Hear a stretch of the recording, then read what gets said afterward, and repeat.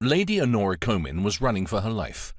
Skidding to a stop in the slick snow, she bent over to catch her breath, then picked up speed once more. If her toes didn't freeze and fall off, she'd be a lucky lass. The sun was beginning to set, causing shadows to bounce around the path through the forest just beyond the castle. Soon darkness would fall, and then how would they find their way? "Hurry!" shouted one of her aunts. Oh dear God, what would happen to them if they were captured?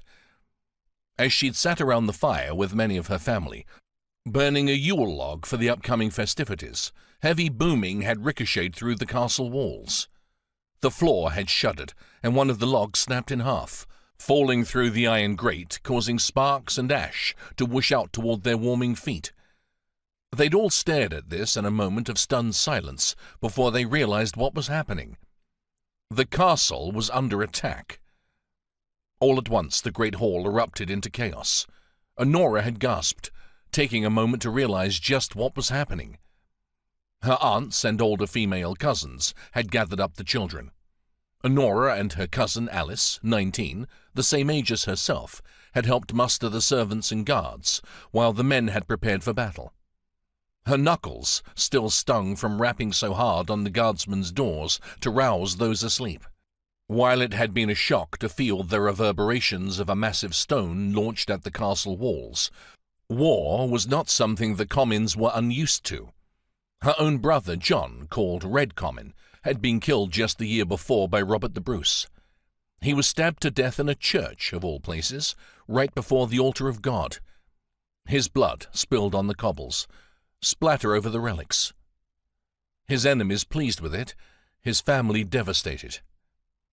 Annora crossed herself, running wildly through the snowy forest surrounding the castle, her hounds keeping pace beside her. With her hem lifted away from her feet so as not to trip herself, snow splattered up onto her shins and soaked through her hose. Numb to the cold, fear and panic heated her escape. There was no telling what the Bruce's army would do if the soldiers found them.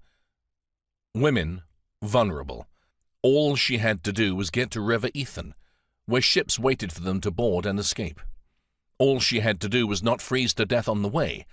All she had to do was keep running. Keep running.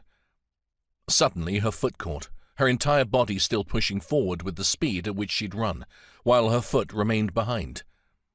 Annora came crashing down into the snow, her hands burning at the feeling of icy snow, her knees pounding hard into the frozen ground.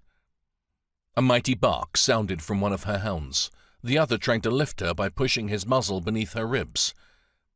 Her cousins, aunts, and everyone else ran past her as she tripped, not wanting to fall themselves. One even leaping over her.